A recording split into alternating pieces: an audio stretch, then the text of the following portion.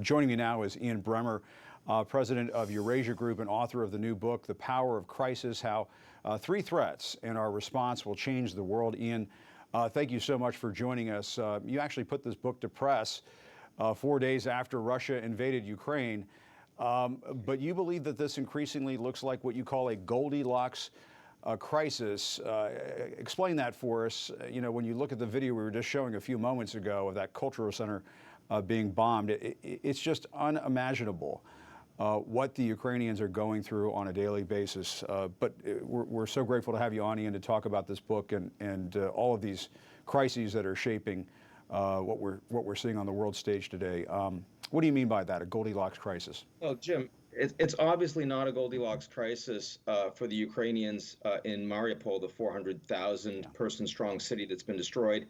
It's not a Goldilocks crisis for the 6 million Ukrainians that are now forcible refugees living across Europe. But what's clear is that NATO had been eroding. It was adrift. It was missionless. The United States believed that. The French president believed that.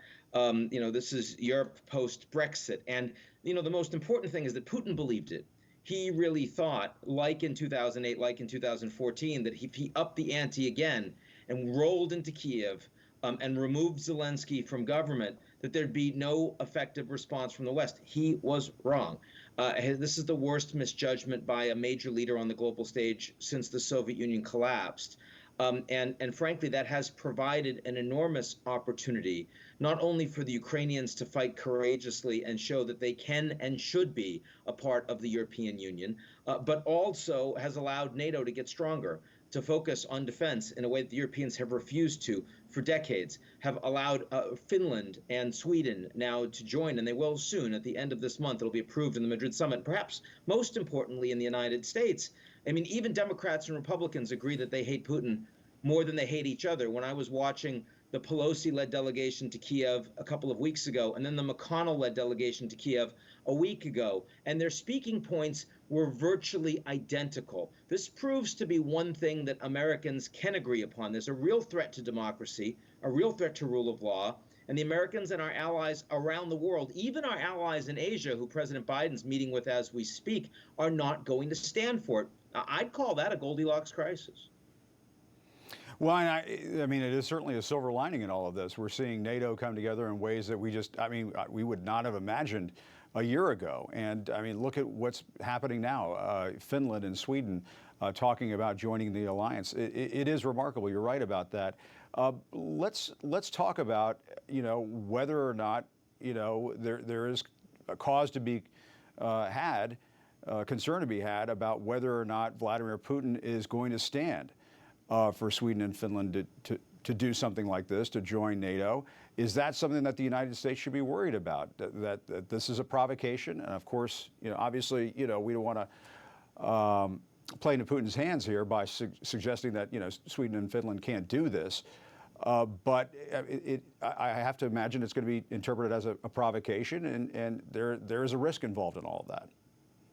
Well, let's be clear that the provocation was 190,000 Russian troops that rolled into Ukraine, an independent sovereign country, and Putin lied directly to the head of the United States, to the heads of state in Europe, saying, no, there was a training exercise, they were not going to invade. So if it's a provocation, it's not coming from NATO.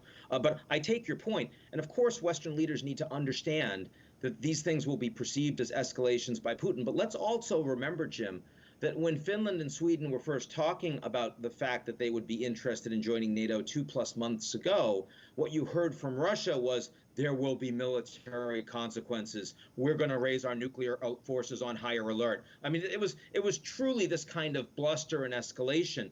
And yet over the last couple weeks, what we've heard from the Kremlin has been moving the goalposts. Well, it's no big deal, says the Russian foreign minister. They're small countries. We didn't mean if they join NATO, we mean if there's NATO infrastructure and bases put on their territory, which the Finnish government has already said they have no intention of doing. So, I mean, what this looks like is the Russians' bluff being called. And it kind of makes you wish that the invasions of 2008 into Georgia and 2014 into Ukraine were seen as sufficient crises that the West would have responded to the Russians then. And of course, the precise fact is it wasn't. It was too small. We couldn't be bothered. We had other things on our plate. And so Putin thought he could get away with more and more and more.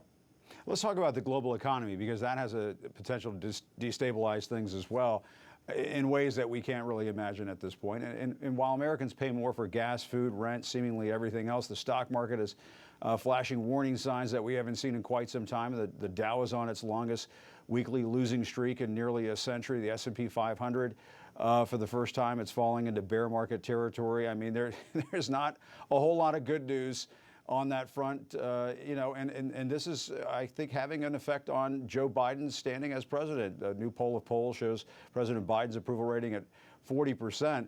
You know, Democrats worry that the economy is just going to sink them come the midterms in November. Is there anything that you think that Joe Biden has, the president has in his utility belt to head that off? Well, he's got Roe versus Wade. Which, of course, the Republicans had a much easier time running against than they're going to have taking accountability for. And I think that makes the Senate closer in the midterms. But I mean, in a generic congressional poll, the Democrats are running some 3 points behind the Republicans right now. It looks like a wave election. And you're absolutely right that Biden has been consistently less popular than any president in recent memory, except for Trump. And for someone as moderate and balanced as Biden, that is an absolute bad piece of news. Now, look, when I say that this is a Goldilocks crisis, let's be clear, it's a crisis. And the fact is that the inflation that was already running hot on the back of the pandemic and the sudden whiplash in massive destruction and then massive expansion of consumer demand on top of all the supply chain challenges. And then on top of that, we've got zero COVID in China that is not working, shutting down major ports, shutting down Shanghai, the biggest city. And now you have Russia versus Ukraine. And it's not just the disruptions directly caused from the bombing in Ukraine, which is a major grain producer and fertilizer producer. It's also the mining by the Ukrainians of the Black Sea. And of course, it is the blockade of Odessa by the Russian ships. And there's a significant effort to negotiate between the two sides that Turkey and the United Nations are engaged in right now to maybe try to get that food and that fertilizer out. But I mean, it's going to take months at a minimum. And until then, who's going to pay the cost? Consumers all over the world. So no, we don't have good news in terms of inflation and supply chain in the foreseeable future, Jim. Yeah. And so many of these problems, Ian, are interconnected. It's going to take a lot more than, you know, the time that we have to sort all of this out. But Ian Bremmer, thank you so much for joining us. We appreciate it. Again, he's the author of the book, The Power of Crisis. Be sure to check that out. Ian, hope to have you back soon. Thanks so much. We appreciate it.